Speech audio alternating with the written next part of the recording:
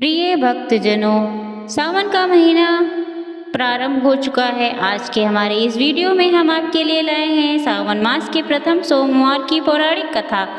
एक समय की बात है, अमरपुर नामक नगर में एक अमीर साहूकार रहता था। उसकी कोई संतान नहीं थी, जिस कारण वह बहुत दुखी रहता था। संतान प्राप्ति के लिए वह हर सोमवार व्रत कर भोलेनाथ की पूजा किया करता था। संध्या के समय मंदिर में जाकर भगवान शिव के आगे घी का दीपक जलाया करता था। उसकी भक्ति देखकर माता पार्वती बहुत प्रसन्न हुई और भोलेनाथ से कहने लगी, हे प्राणनाथ, यह आपका सच्चा भक्त है, कृपया करके इसकी मनोकामना पूर्ण कर दीजिए। यह सुनकर भोलेनाथ बोले, पार्वती, पूर्व जन्म के कर्मों के कारण इसके भाग्य में संतान सुख नहीं है।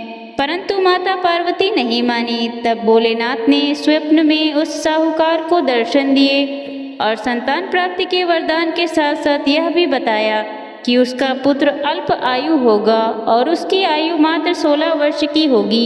यह सुनकर साहूकार प्रसन्न तो हुआ, परंतु साथ ही चिंतित भी हो गया। यह सारी बात उसने अपनी पत्नी को बता दी। पुत्र के अल्प आयु होने की बात जानकर साहूकार की पत्नी भी बहुत दुखी हुई, लेकिन साहूकार ने अपने सोमवार के व्रत का नियम नहीं छोड़ा।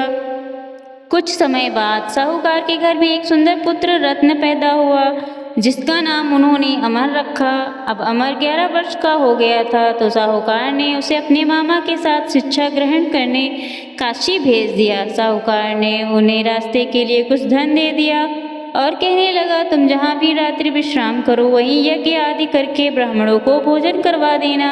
अमर अपने मामा के साथ यात्रा पर निकल पड़ा। रास्ते में वह एक राज्य में पहुँचे जहाँ राजकुमारी का विवाह हो रहा था, परंतु जिस राजकुमार से विवाह होना था वह अचानक किसी कारण से एक आंख से अंधा हो गया। यह बात किसी को पता न चले, इसलिए राजकुमार के पिता ने अमर से दूल्हे की जगह बैठने की विनती करी। अमर ने यह विनती स्वीकार कर ली और राजकुमारी चंद्रिका से विवाह कर लिया।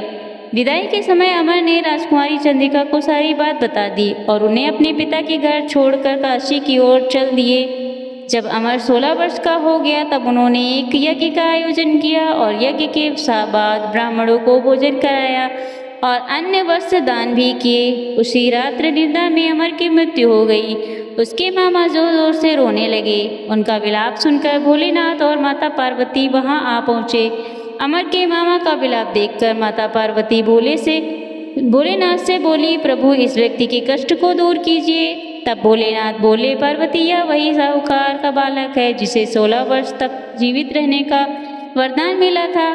तब माता पार्वती ने भोलेनाथ से कहा, हे प्राणनाथ, इस पिता 16 वर्ष से सोमवार का व्रत करते हुए आपको भोग लगाकर दीप प्रज्वलित करते हैं, कृपया कर उनके दुख दूर कीजिए। माता पार्वती की ऐसी प्रार्थना सुन भोलेनाथ ने अमर को जीवित वरदान दे दिया। वरदान प्राप्त होते ही अमर जीवित हो गया।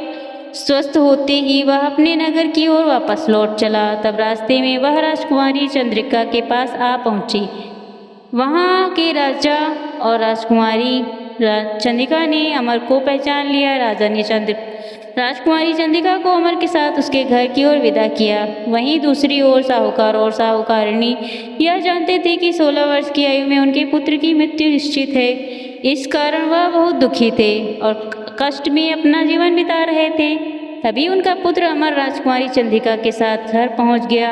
अमर को अपनी नवविवाहिता पत्नी के साथ देखकर साहूकार और साहूकारिणी बहुत प्रसन्न हुए। उसी रात भोलेनाथ साहूकार को स्वप्न में दर्शन दिए और कहने लगे, साहूकार, तुम्हारे सोमवार के व्रत से प्रसन्न होकर मैं तुम्हारे पुत्र को लंबी आयु प्रदान कर रहा हूँ। हे भोलेनाथ, जैसा दुख आपने पहले साहूकार और साहूकारिणी को दिया, वैसा किसी को मत देना, और जैसे बाद में उनके पुत्र को लंबी आयु प्रदान करी, वैसे ही इस कथा को कहने वाले और सुनने वाले, हुंकार भरने वाले सब पर कृपया करना। जय भोलेनाथ, जय माता पार्वती।